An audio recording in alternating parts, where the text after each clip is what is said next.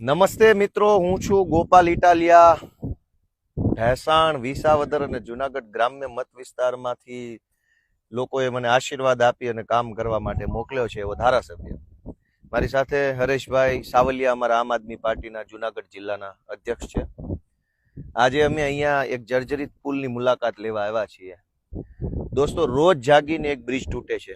થોડાક દિવસ પહેલા ગંભીરાનો બ્રિજ તૂટ્યો, આજે માંગરોળ પાસે આવેલો બ્રિજ તૂટ્યો. હજુ નવો બ્રિજ તૂટે અને લોકોને જીવહાનિ થાય કે માલ મિલકતની નુકસાન થાય એ પહેલા ભાજપના ભ્રષ્ટાચારી માનસિકતા ધરાવતા ચોર નેતાઓ જાગી જાય તો સારી વાત છે. હું અત્યારે અમારા મત વિસ્તારમાં છું, ભેસાણ તાલુકામાં છું.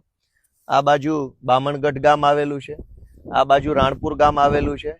બામણગઢથી રાણપુર એટલે કે જુનાગઢ તરફ જતા મેઇન રોડનો જે કનેક્ટિવિટીનો રોડ છે એમાં ઉબેણ નદી છે અને આ ઉબેણ નદી ઉપર આવેલો બ્રિજ છે. હું તમને બતાવું, આવો આગળ. ઉબેણ નદીનો બ્રિજ. હવે આ બ્રિજ પડે અને કોઈના જીવનું જોખમ થાય, કોઈનું મૃત્યુ થાય, કોઈનું વાહન તૂટી જાય એ પહેલા ભાજપની સરકાર જાગી જાય તો સારું છે. કોઈને કાંઈ પડી નથી, બધા બિંદાસ થઈને આ બાજુ આવો જરાક. આ બ્રિજ છે, આ જોઈ લો. આવી જાઓ, અહીંયા ઉભા રહેજો. આ બ્રિજ છે, આ સરિયા છે. બ્રિજ દેખાય છે, આવે છે એમાં.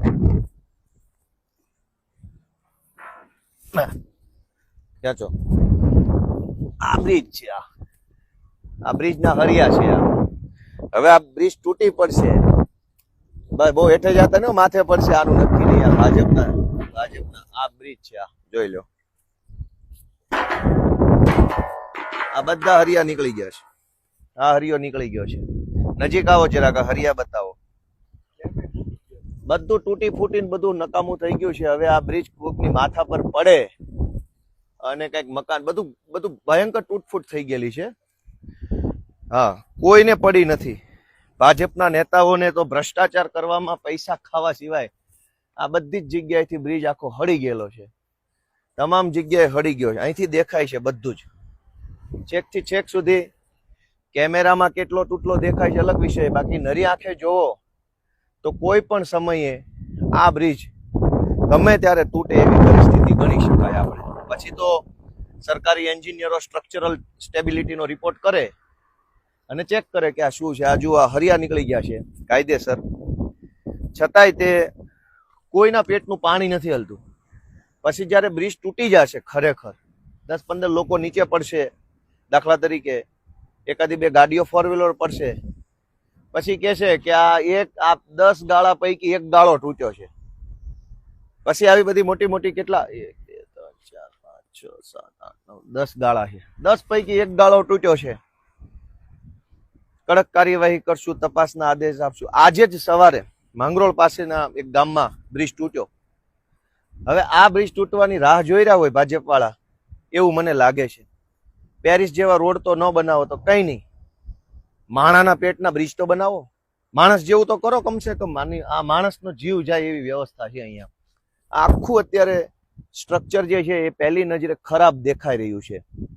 સામાન્ય નજરે જોવો તો એવું લાગે કે આ બધું યોગ્ય નથી, પણ હવે કોણ સમજાવે? આ જોઈ લો, પેલી બાજુથી સરિયા નીકળી ગયેલા છે. આ બાજુ તો પાણીમાંથી જવાય એવું છે કે નહીં? હરિયા એ બાજુ તે લોખંડના સળિયા નીકળી ગયા છે. ઉભા રહ્યો જી, જવાય એવું છે કે નહીં જોઈ લો. ઉભા રહ્યો. હવે આ પાણીમાં લીલ છે, આમ જાઈશ તો લહેરી જશું તો પડશું પાછા.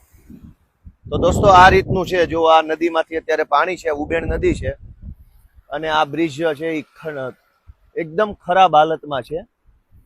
આ બધું અહીંથી નજરે દેખાય છે ખરાબ હાલતમાં. હવે આની કોઈક સાર સંભાળ લે તો સારું. એક વખત આ હરિયા બતાવી દઉં નજીક આવીને. કોઈને શરમ નથી, કોઈને. ભાજપની આટલી મોટી સરકાર છે, કોઈને કઈ પડી નથી. બધા બેફિકર બનીને માણસનું મોત થાય એની રાહ જોઈ રહ્યા. હરિયા છે, ક્યારે તૂટે અને માથે પડશે એનું નક્કી નથી. અને આ એકદમ ખરાબ છે સ્ટ્રક્ચર. એકદમ અહીંથી ચોખ્ખું દેખાય છે કે આ બધું હળી ગયું છે, આ સ્ટ્રક્ચર આખું. કઈ જવું નથી, હાલો લોચા પડશે વળી. ભાજપ વાળા તો કઈ બંધાઈ દેશે નહીં. તો મિત્રો આ રીતની વસ્તુ છે અમારા મત વિસ્તારમાં. આ બાજુ બામણગઢ છે, આ બાજુ રાણપુર અને જુનાગઢ જવાનો મેઇન હાઈવે છે. ભેસાણ જુનાગઢ હાઈવે ઉપર રાણપુર ગામ છે, એટલે આ કનેક્ટિવિટી માટેનો મોટો રોડ છે. આ નાળાની આવી હાલત છે. ભાજપની સરકારમાં આત્મા જાગે, સરકારનો આત્મા જાગે, ભાજપના નેતાનો આત્મા જાગે, ભાજપના મંત્રીઓનો આત્મા જાગે એવી હું આશા રાખું છું. આ ભાજપની સરકાર કેટલા મોતની રાહ જોઈ રહી છે, કેટલા લોકો જ્યારે બલિદાન આપશે, કેટલા લોકોનો મોત થશે, પછી ભાજપની સરકારનો આત્મા જાગશે. ક્યારેક તો વહેલા જાગો, ક્યારેક તો સમયસર જાગો, ક્યારેક તો આંખ ખોલો. દર વખતે માણસ મરે, પરિવારનો માળો વિખાઈ જાય, લોકો હતપ્રભ થઈ જાય, લોકો આઘાતમાં સરી જાય, હોહા થઈ જાય, પછી જ જાગવાનું. કોઈ તો એવો સમય હશે ભાજપ માટે કે જેમાં તમે વહેલા જાગશો, અગાઉ જાગશો, સારું કરશો અને લોકોનો જીવ બચાવશો. એવું નહીં થાય. ગુજરાતની જનતાની મારી વિનંતી છે, ક્યાં સુધી આવું બધું ચલાવી લેશો? ક્યાં સુધી? મોત ચારો તરફ મોત છે. ડ્રગ્સથી મોત, દારૂથી મોત, દારૂ પીને ચલાવતા નબીરાઓથી મોત, બ્રિજ તૂટે તો મોત, ચારો તરફ મોતનો માહોલ. અગ્નિકાંડથી મોત, ગેમ ઝોનમાં મોત, હરણીકાંડમાં તળાવમાં તરવા જાવ તો મોત, કાંકરિયાની રાઈડમાં મોત છે, સર્કસમાં બેસો રાઈડથી પડે મોત. તો આ મોતના કૂવામાંથી ક્યારે આપણે બહાર આવશું?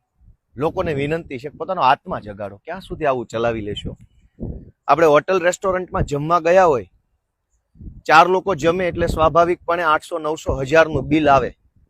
મીડિયમ રેન્જની હોટલમાં 1000 રૂપિયાનું હોટલમાં જમવાનું જમવા બેઠા હોઈએ, એમાં 250 રૂપિયાનું પંજાબી શાક મગાવ્યું હોય ને એ શાકમાં માખી, મચ્છર, ગરોળી કે કોઈ જીવ જંતુ આવે ને તો આપણે વિડીયો ઉતારીને હોબાળો મચાવી દઈએ છીએ, જાણે દુનિયામાં પ્રલય આવી ગયો ને એટલી હદે આપણે વિરોધ કરીએ છીએ કે આ ચાલે જ નહીં. હું 300 રૂપિયા દીધા છે આ શાકના.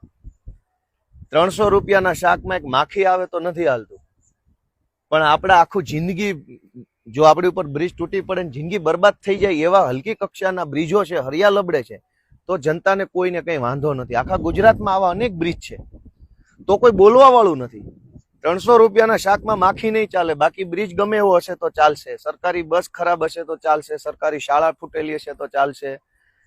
દોસ્તો, ક્યાં સુધી સહન કરી લેશું? શું કામ સહન કરવું છે?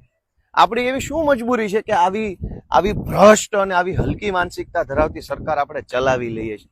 આપણને ગુસ્સો કેમ નથી આવતો? આપણને આક્રોશ કેમ નથી થતો? દોસ્તો, આપણા આત્માને જગાડો, મનને ઢંઢોળો કે ક્યાં સુધી આવું ચાલશે. ગોપાલ ઇટાલિયા તમને વિનંતી કરે છે, તમારો આત્મા જગાડો, ગુજરાતનો જીવ બચાવો. એ વિનંતી સાથે સૌને મારા જય જય ગરવી ગુજરાત.